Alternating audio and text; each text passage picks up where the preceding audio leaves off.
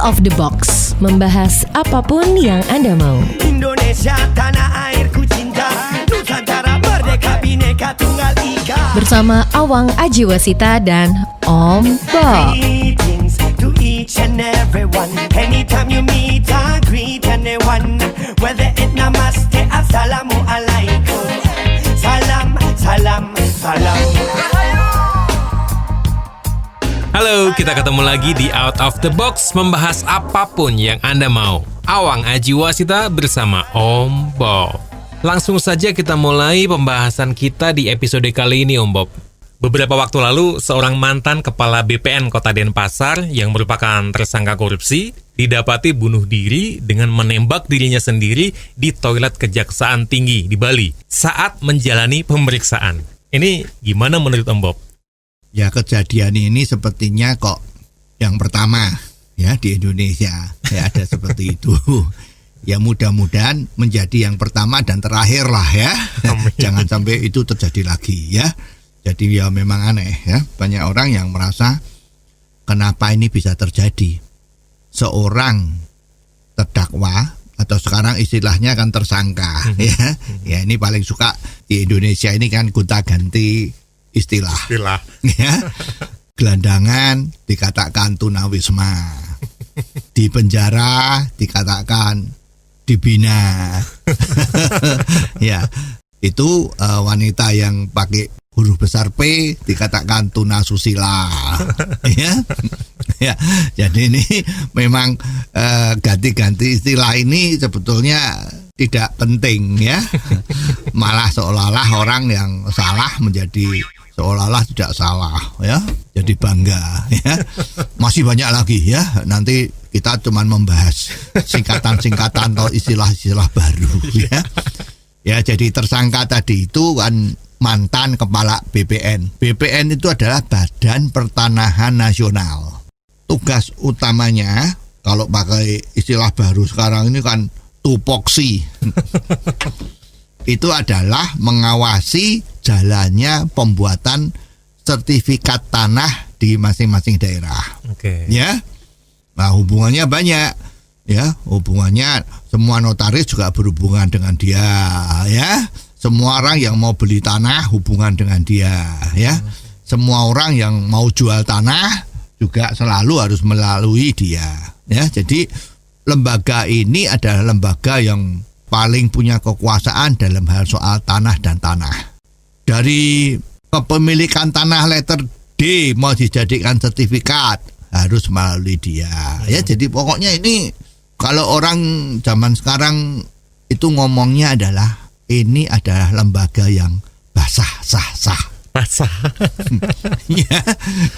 Dan memang terbukti itu ya, pejabat-pejabat yang di BPN ini banyak sekali orang yang mau.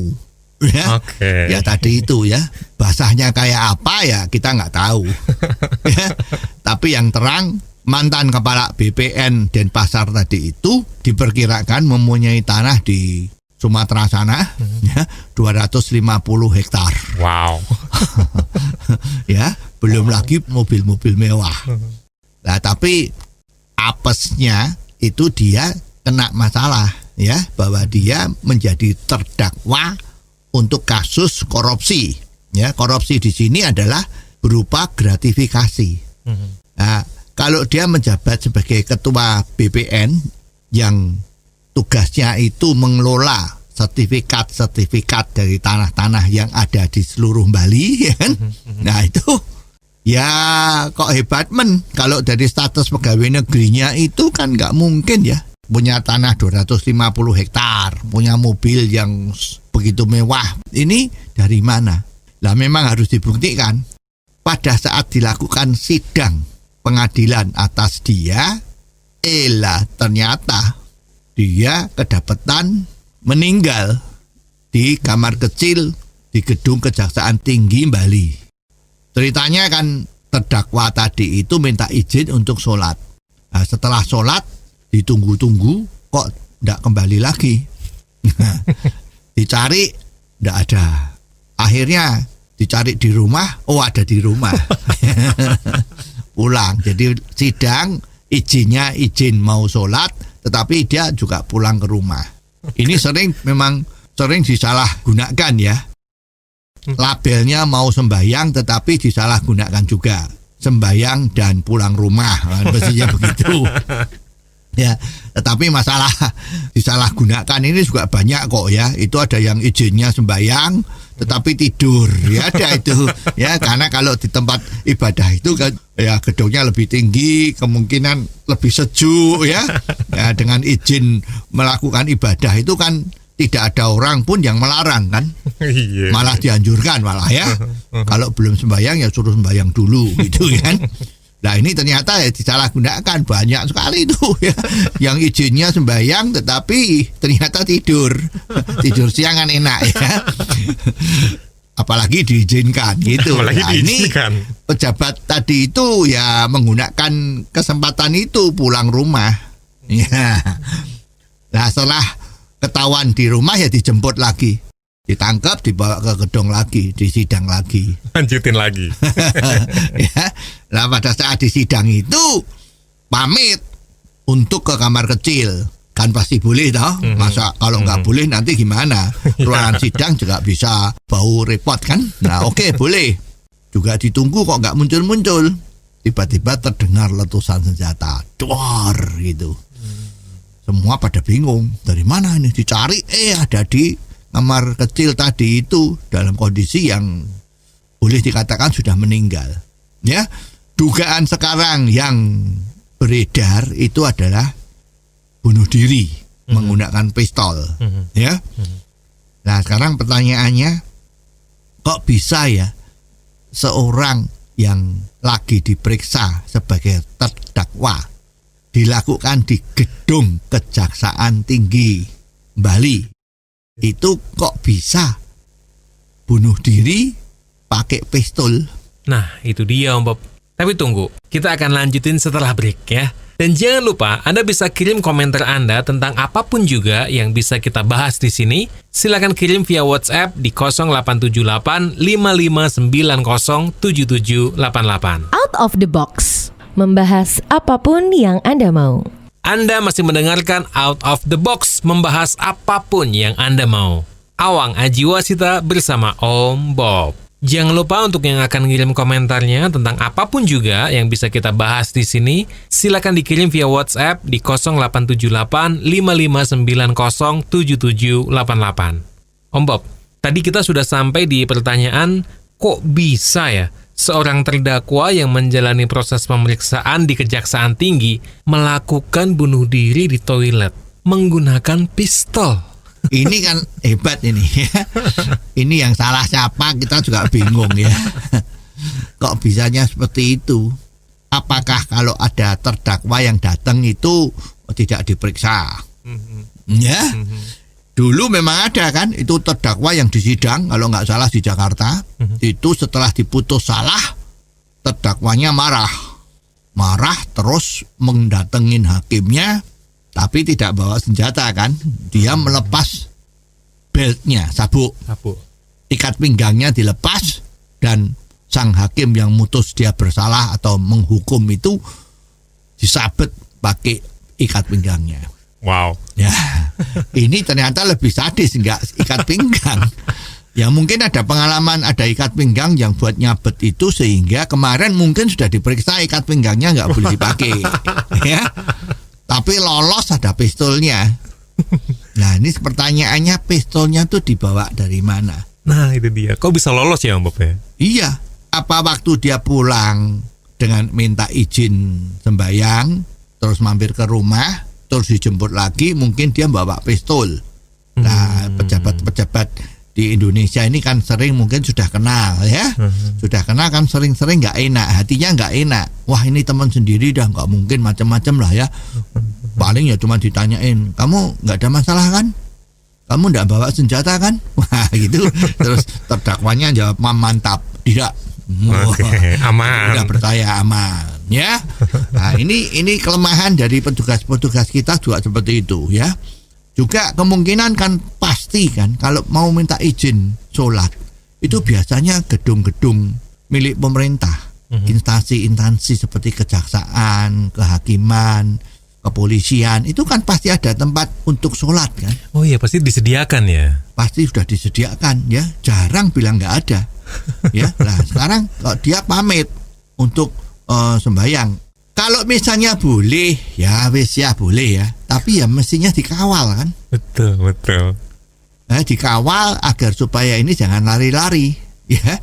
Kemarin kan ada tuh petinggi besar dari DPR Jakarta ya, DPR pusat ya, yang masuk penjara di Sukamiskin kan, karena kasus korupsi. Lah ini izin juga, katanya izin sakit, ya bisa sampai ke toko-toko bahan bangunan. Ternyata di rumahnya sana keluarganya lagi bangun rumah, kan diperlukan aksesoris kan, keramiknya lah, klosetnya lah, macam-macamnya lah. Lah ini yang lagi masuk penjara ini dengan izin sakit, dia bisa jalan-jalan. Mencari bahan-bahan bangunan yang untuk dipasang di rumahnya. Sekalian kan Bob ya. Ini kan ya sudah umum kan. Katanya dikawal lah, tapi pengawalnya kemana? Ternyata nggak ada. Katanya pengawal itu dikasih lembaran merah-merah itu suruh beli rokok atau suruh beli makan, istirahat, kasihan udah lama nunggu gitu. Ya, nah ini kelemahan dari orang-orang kita itu begitu, hatinya terlalu baik. Ya, kalau hatinya terlalu baik dimanfaatkan sama mereka-mereka yang kurang baik tadi itu. Nggak cuman itu. Dulu ada oknum dari kantor pajak kan, yang ketahuan kalau dia itu menerima gratifikasi banyak, miliatan deh pokoknya ya, masuk buen ya, masuk hukuman sepertinya kalau nggak salah 12 atau 15 tahun ya. Namanya ya disebut saja ada ya, toh memang sudah dia jadi sudah masuk penjara ya, namanya itu Gayus apa gitu ya. Kok bisa-bisanya ketahuan sama wartawan dan dipoto lagi. Jadi sang Gayus tadi itu masih di dalam masa meringkuk di dalam penjara. Itu kok nonton pertandingan tenis WTA di Bali. Ini nggak tahu ya, ini kejadian yang bunuh diri tadi di Bali, tapi tadi sang Gayus tadi masih terpidana yang masih di dalam penjara seharusnya. Kok bisa leha-leha nonton pertandingan tenis WTA di Bali juga. Nah ini kan menimbulkan satu konotasi, satu persepsi bahwa memang pejabat-pejabat kita itu hatinya baik. Maksudnya baik? Iya, jadi mungkin si Gayus tadi itu izinnya sakit. Ya, mungkin mau kontrol di Surabaya. Kan rumah sakit Surabaya kan ada yang bagus ya. Nah, terbanglah kembali nonton. Nah, karena yang ngawal tadi hatinya baik. Baik hati. Ya ini dimanfaatkan oleh orang-orang yang kurang baik. Nah, ini jangan demikian juga. Tadi itu mantan kepala BPN tadi itu juga begitu. Dia sudah punya rencana macam-macam, minta izin dikawal karena yang pengawalnya itu hatinya baik, yang memberi izin juga hatinya baik, yang jemput dari rumahnya menuju ke kantor kejaksaan tadi juga hatinya baik lagi. Ya. Jadi dia bisa membawa senjata kalau memang nanti terbukti dia bunuh diri ya. Nah begitu. Nah ini kan mencoreng ya. Jadi ini adalah harus menjadi self correction kepada pejabat-pejabat di Republik kita ini. Jadi kalau di dalam menjalankan tugas itu sudah tidak bisa mengenal, oh itu teman saya, oh itu kerabat saya, oh itu orang baik, walaupun baru kenal sekali itu sudah bisa mengambil persepsi bahwa ini orang baik. Ya, pengawal itu baru nganterkan kepala BPN mantan tadi itu pergi ke ibadah, begitu suruh nganter tuh udah nganggep ini orang baik, makanya mudah ditipu ya. Nah ini nggak boleh. Jadi ini harus betul-betul dari positive thinking. Kalau seorang petugas itu harus berubah menjadi negative thinking kalau lagi bertugas. Ya, jadi kalau ada orang yang sudah kena perkara itu harus kita bersikap kepada dia bahwa orang ini adalah orang yang tidak baik. Ya, berbeda kalau kita berteman, kalau kita berbisnis, teman kita satu kantor, teman kita dalam satu bangku kuliah, itu memang di dalam komunikasinya itu harus memakai positive thinking. Jadi semua bisa jalannya baik. Nah, tapi kalau sudah menghadapi orang yang tersangka, terdakwa, terpidana, itu juga kita harus berbalik 180 derajat bahwa harus mempunyai negative thinking. Jadi kalau ada orang datang rumah kita malam-malam, ketok-ketok pintu jam 11, itu ya you harus negative thinking. Jadi jangan terus dibukain pintunya, ya kan? Jadi harus negative thinking kalau menghadapi orang-orang yang kayak gini. Oke, Om Bob, kita break dulu sebentar dan jangan kemana-mana, kita akan kembali sesaat lagi. Out of the Box, membahas apapun yang Anda mau. Awang Ajiwasita kembali lagi bersama Om Bob. Tentunya di Out of the Box membahas apapun yang Anda mau. Terus dari kasus ini Om Bob, akibat dari bunuh diri ini, kira-kira apa yang terjadi selanjutnya ya? Sebetulnya ini tidak peduli apakah dia tuh mati karena bunuh diri atau nanti belum tahu apakah ini terbunuh, dibunuh, kan belum tahu ini, ya. Belum ada pernyataan-pernyataan yang menguatkan atau yang secara resmi kan, ya. Itu yang terang. Kalau ada seorang terdakwa itu meninggal dunia, apapun sebabnya, maka kasusnya dia itu menjadi gugur. Oh, dihentikan. Ya. Masalahnya masalah pidana. Pidananya menjadi gugur. Kalau sekarang dia masalahnya korupsi itu kan termasuk pidana. Itu menjadi gugur. Lah konsekuensinya, kalau kasusnya dinyatakan gugur, maka rentetan ke belakang-belakangnya itu ya mestinya kurang elok kalau diusut, karena yang diusut orang pertamanya itu sudah gugur, sudah mati. Ya, jadi kalau dia meninggal ini otomatis urusan dia yang belum beres. Ya, ini kan belum ditelusuri, kamu uangnya terima dari siapa, uangnya untuk apa. Ini kan belum selesai. Ya, dan terdakwanya sudah meninggal. Ini kasus ini ditutup. Ya. Jadi dengan adanya kasus yang meninggal terdakwa ini, pasti ada orang yang diuntungkan. Oke.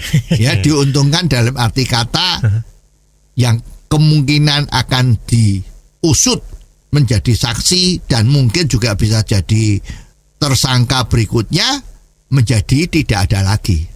Ya, jadi ini orang yang kemarin tahu bahwa beliau almarhum itu disidang karena kasus korupsi.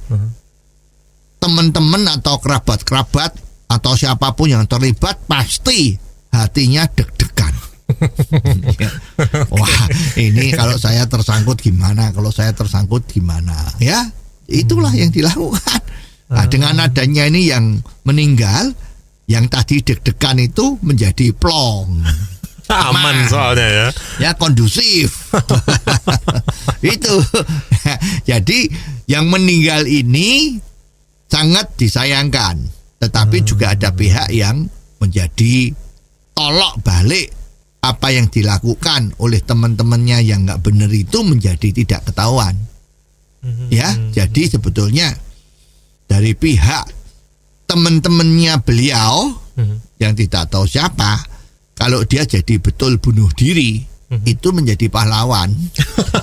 Karena mengamankan. Iya, karena dia bunuh diri mengamankan orang lain supaya tidak lagi diusut. Kan gitu. Ya, seperti banyak kejadian yang di film-film itu kan.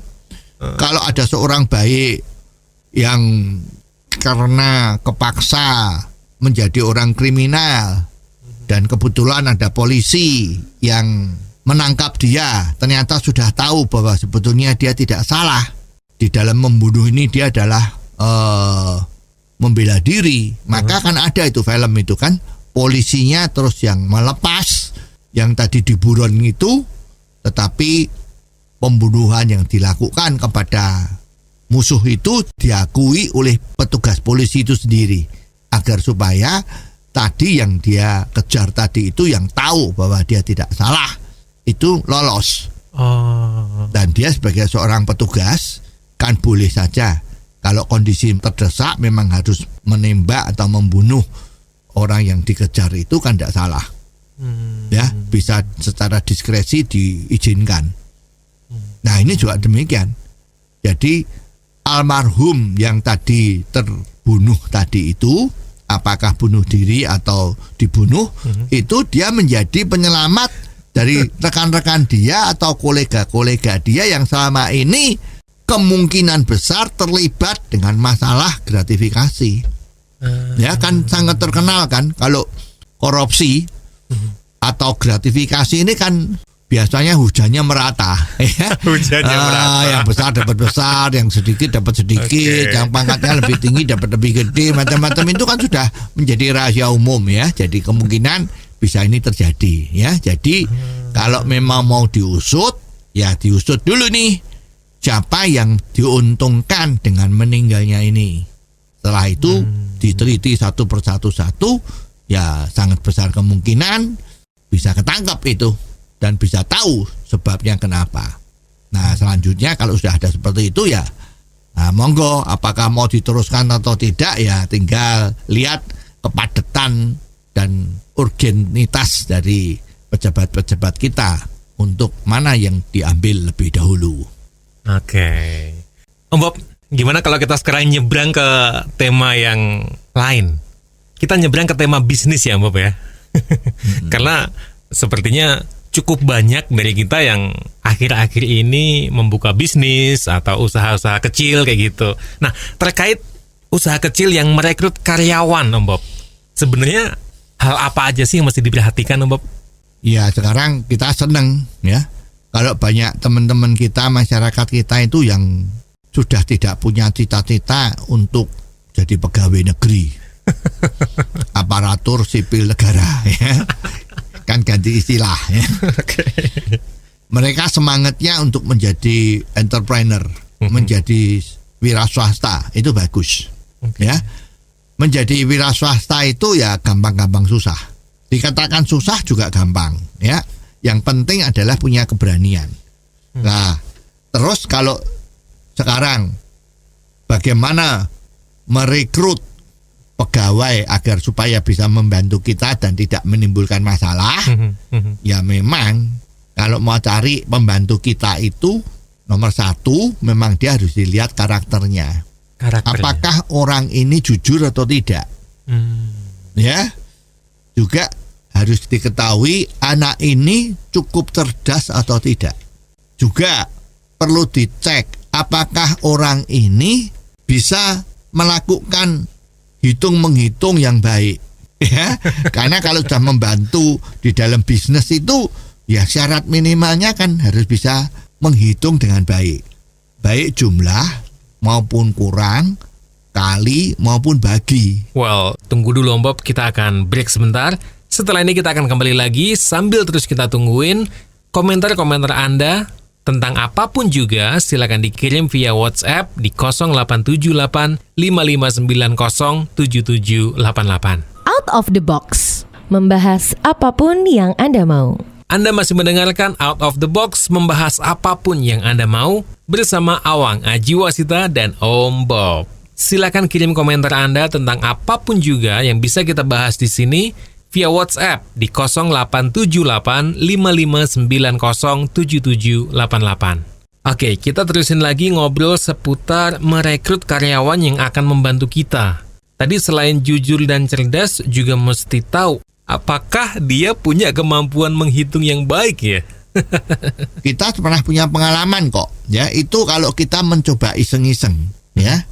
Sekarang kalau kita ketemu orang yang kira-kira umurnya 12, 13, 14 lah ya.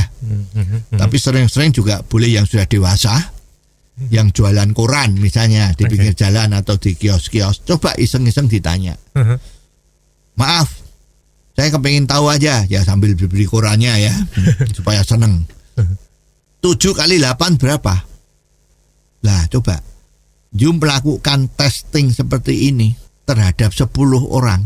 Nanti yang bisa jawab cepat tuh berapa orang? Ya, nanti kita akan kaget. Ya, saya nggak akan cerita berapa persen itu ya dari 10 orang kalau you tanya berapa yang bisa jawab.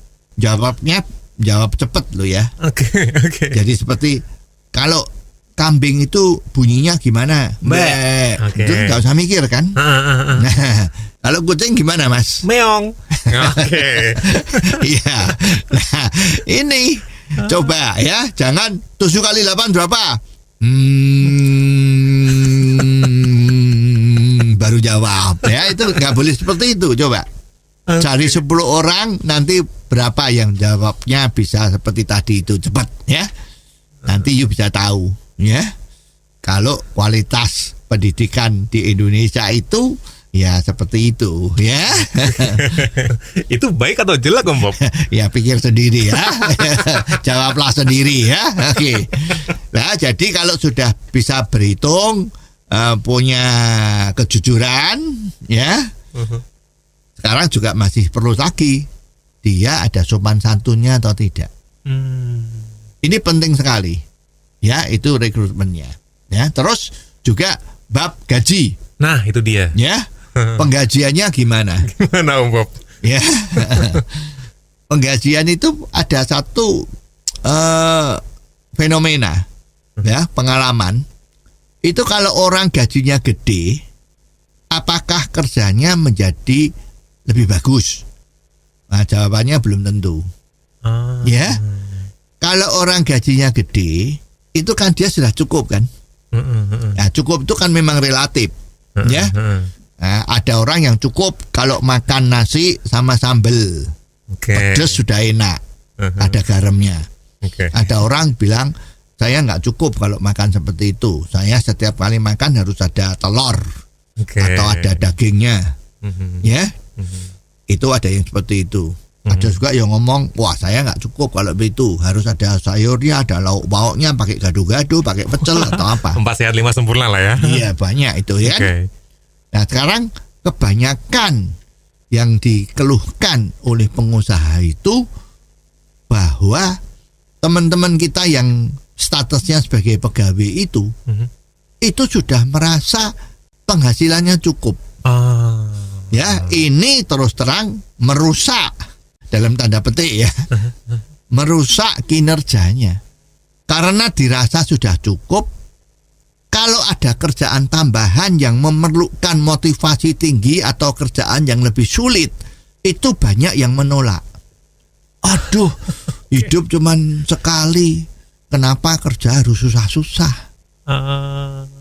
Begini aja cukup kok, saya sudah happy.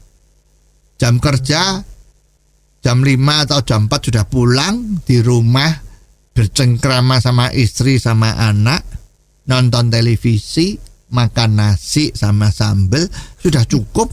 Buat apa kita susah-susah? Nah, celakanya kita, ini banyak orang-orang kita itu yang seperti itu. Tidak mau kerja lebih keras, kerja itu sebatas saja. Toh namanya juga hidup cuma sekali. Ya, kalau yang lebih ekstrim lagi, toh nanti kalau kita meninggal itu kan cuma 2 meter kali 2 meter. Dan harta juga tidak dibawa kan. Ya udah, buat apa kita kerja setengah mati, menikmati hidup saja. Pulang on time, bila perlu bisa bolos ya di rumah, kongko-kongko tetangga isap rokok, menyeduh teh, wasgitel gitu kan, itu udah nikmat. Ya, jadi ini repot. Jadi kalau gaji terlalu besar, itu nanti karyawan kita menuju ke sana, ya. Kalau gaji terlalu kecil, di bawah UMR misalnya ya. Nah, ini kan orang selalu tanya UMR apa enggak, UMR atau enggak. Ya, UMR di Indonesia itu termasuk bukan yang murah dibandingkan dengan Vietnam, Kamboja, itu enggak, ya. Nah, sekarang kalau di bawah UMR gimana? Banyak orang yang enggak mau kerja. Terima nganggur di rumah karena dia makan nasi sama lombok atau sama daun singkong yang ditanam di pekarangannya itu sudah cukup. Oke. Jadi dia merasa, waduh, saya kalau di bawah UMR nggak mau. Nah, Oh. ini memang menjadi satu dilema tersendiri. Kalau UMR-nya tinggi, otomatis pejabat-pejabat atau karyawan yang posisinya yang tidak paling rendah kan harus di atas UMR. Betul. Ya, yang namanya adil itu kan beda. Ya, bukan yang adil itu sama-sama. Ya, sekarang misalnya lo ya, petugas hotel yang namanya doorman, ya itu Oke. doorman itu kalau ada tamu datang yang bukain pintu, itu doorman. Bila perlu yang bukain pintu mobil dari tamunya, itu ya, itu doorman. Sama kasir yang ada di hotel itu, Oke. gajinya sama apa enggak? Kalau menurut keadilan yang umum ya, itu pasti gajinya lebih tinggi yang kasir, Betul. karena tanggung jawabnya lebih tinggi. Iya, betul. Nah sekarang kalau doorman itu gajinya harus UMR, berarti kasirnya tadi kan di atas UMR. Mau di atas berapa kali? Nah sering-sering karyawan dalam satu perusahaan itu tidak melihat kondisi dari perusahaan. Ya, jadi kalau doorman itu misalnya hotel kecil, Oke. doorman gajinya UMR, nah kasirnya bisa minta 2 kali UMR. Karena dia nganggap saya kasir penting, lebih penting dari doorman. Doorman aja UMR, kenapa saya disamakan dengan UMR atau sedikit lebih tinggi dari UMR? Itu nggak adil, dia bisa keluar. Keluar cari kerjaan agak susah, tapi dia bilang nggak apa-apa. Saya masih ikut di rumah aja dah. Oke. Oh, wow. Makannya ya tadi seadanya juga nggak apa-apa kok. Nah itu. Oke. Dan jangan kemana-mana, kita akan kembali sesaat lagi. Out of the Box, membahas apapun yang Anda mau. Terima kasih Anda masih terus bersama Awang Ajiwasita dan Om Bob. Dan Anda masih mendengarkan Out of the Box, membahas apapun yang Anda mau. Nah, Om Bob, soal menggaji karyawan tadi, sebenarnya yang paling bagus itu menggunakan sistem apa sih? Jadi paling bagus itu kalau bisa ditentukan menggaji karyawan itu dengan sistem variabel Maksudnya, Om Bob? yang bisa diukur. Kalau you kerjanya lebih baik, maka gajimu lebih besar. Oh, Ya contoh yang paling gampang adalah kalau karyawan di penjualan. oke. Kalau kamu bisa jual 10, maka kamu dapat gaji 10 kali X rupiah. Oke. Kalau kamu bisa jual 100, berarti penghasilan kamu 100 kali X plus Y, mungkin begitu. Ini membawa semangat sama mereka dan pengusahanya juga oke. Karena makin banyak terjadi penjualan, otomatis keuntungannya makin banyak. Jadi bisa bagi lebih banyak. Nah, kalau kita punya karyawan, Om Bob, misalnya akhirnya ketemu dengan gaji yang harus dipotong, dengan keadaan segala macam gitu, gimana Om Bob fenomena itu? Ya, memang yang namanya bisnis itu kan lebih mementingkan rasio daripada emosi. Oke. Ada sebuah perusahaan yang menentukan bahwa karyawan yang tidak masuk itu gajinya akan dipotong. Apapun alasannya. Terus ada yang tanya, lah kalau sakit dipotong enggak? Nah ini jawaban ini susah. Karena di aturan pegawai negeri ASN, ASN. ya istilah baru ya. Itu coba kalau ada teman kita yang pegawai negeri, dia tidak masuk karena sakit. Sakit itu bisa sakit perut, bisa sakit kepala, Oke. bisa sakit pegelinu. Ya, itu kalau di pegawai negeri itu nggak ada potongan Tidak gaji. terpotong gaji. Tidak. Ya. Nah, Oke. kalau di swasta ada. Karena pengalaman dari swasta itu orang yang namanya sakit itu kan susah dibuktikan. Kalau ada karyawan yang nggak masuk, besok bagian personalianya tanya, kamu kok nggak masuk kenapa? Perut saya sakit pak. Itu menjadi hal dia untuk tidak masuk. Oke. Kepala saya pusing pak. Itu menjadi legitimate untuk dia tidak masuk. Oke. Lah perusahaan swasta itu ya kepalanya pecah kalau semua karyawannya itu banyak alasan. Iya juga ya. Kakinya sakit, badan agak nggak enak, masuk angin. Lah ini repot. Maka banyak perusahaan ya tidak bisa disalahkan. Kalau memang peraturannya dari perusahaan ya, itu kalau you nggak masuk gajinya dipotong. Nah, kalau demikian ada yang ngomong, kalau begitu perusahaan tidak berperi kemanusiaan dong. Nah, kita pertanyaan itu dibalik. Kalau karyawannya itu kepala pusing dan dia tidak masuk, mengakibatkan perusahaan itu susah karena harus cari tenaga tambahan. Biasanya kalau ada tambahan kan ada lembur tuh ya. Betul. Nah ini gimana? Siapa yang tidak berperi kemanusiaan? Ya karyawannya tadi itu. Karena pusing itu susah dibuktikan. Dan teorinya, teori X atau teori Y tadi itu ya, manusia itu cenderung malas. Kalau bisa tidak kerja tapi tetap dapat penghasilan, milih tidak kerja. Karena bangun siang itu lebih enak daripada bangun pagi kan. Ngobrol-ngobrol dengan tetangga lebih enak daripada di kantor harus menghadapi komputer atau mesin tik gitu ya. Jadi tidak bisa seperti ini. Terus yang bijaksana itu seperti apa Om Bob? Ya kalau perusahaan yang bijaksana adalah memang peraturannya kalau tidak masuk alasannya apapun termasuk sakit gajinya akan dipotong. Oke. Ya. Oke. Tetapi kalau sakitnya betul-betul sakitnya dan itu bisa terbukti atau bisa dibuktiin, ya tidak dipotong. Itu bijaksana. Jadi fleksibelnya ada. Tapi jangan sampai fleksibilitas dari perusahaan itu dimanfaatkan oleh karyawan yang tidak bertanggung jawab. Ya, kalau peraturan yang fleksibel kan karyawan tidak masuk gaji akan dipotong kecuali sakit. Oke. Itu fleksibel kan? Betul. Nah, fleksibilitas ini dipakai oleh karyawan yang tidak bertanggung jawab. Karena orang itu cenderung malas, itu sering cenderung banyak dimanfaatkan. Misalnya Bob? Ya, nggak masuk, kepala sakit, perutnya sakit. Susah buktinya. Nah, ini kan perusahaan dirugikan. Nah, sekarang kalau karyawannya sakit, betulan gimana? Ya kan perusahaan fleksibel. Fleksibilitasnya itu kalau memang sakit tidak dipotong, itu tidak ditulis. Tetapi ada di dalam benaknya manajer personalia. Itu cara membuktikannya gimana Bob? Apa bisa pakai kayak surat dokter gitu? Ini pertanyaan yang banyak ditanyakan. Ditanyakan dokternya itu ya. Tadi kan kita ngomong orang Indonesia itu hatinya baik semua. Termasuk dokter-dokter kita itu juga baik semua. Oke. Ya. Jadi banyak oknum ya. Banyak oknum dokter. Jadi tidak berlaku untuk semua dokter ya. Oke. Nanti saya kena su ya.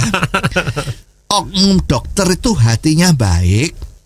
Jadi kalau ada orang datang, apalagi kenalan, selamat malam dok. Loh ada apa? Gini dok, besok tuh saya ada urusan.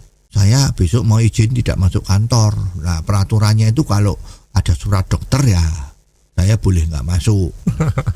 Peraturan perusahaan kan kalau sakit tidak dipotong. Betul. Nah keluarlah surat dari oknum tadi itu. Diterangkan pada orang yang namanya Tini, maaf ya untuk Tini ya. Dikarenakan sakit dia diberi istirahat 2 hari. Nah padahal kepinginnya cuman izin 1 hari, tapi baik hati dikasih 2 hari. Bonus ya. Iya. Nah ini yang terjadi.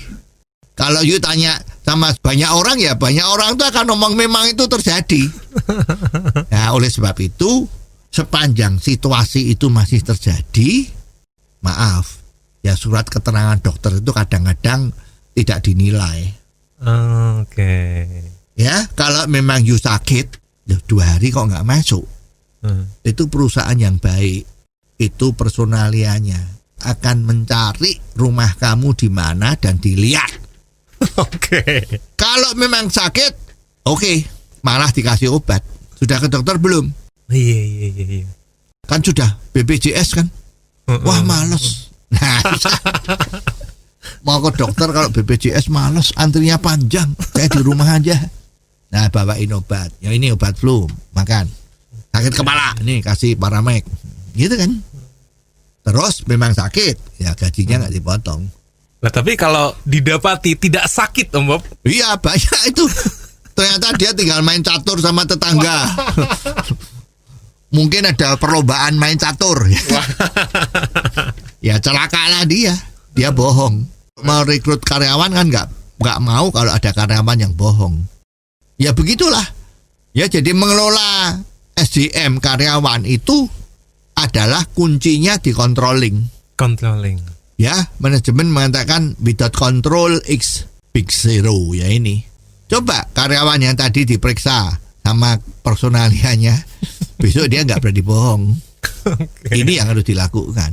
Jadi pejabat-pejabat kita di pegawai negeri itu ya mestinya ya seperti ini, nggak cuman percaya sakit, waduh saya sakit 5 hari nih, ya udah nggak apa-apa, kasihan sakit kok nggak boleh izin, sakit kok malah disuruh kerja, tidak berkemanusiaan. Nah ini sering fleksibilitas itu dimanfaatkan oleh orang-orang yang tidak bertanggung jawab. Oke, terima kasih banyak Om Bob. Sampai di sini episode kali ini. Kita akan ketemu lagi di episode selanjutnya. Sambil terus kita tunggu komentar-komentar Anda tentang apapun juga. Silakan dikirim via WhatsApp ke 087855907788. Atau kalau Anda mau kirim via email, alamatnya di apapunyangandamau@gmail.com. Sampai ketemu lagi di Out of the Box, membahas apapun yang Anda mau. Out of the Box, membahas apapun yang Anda mau.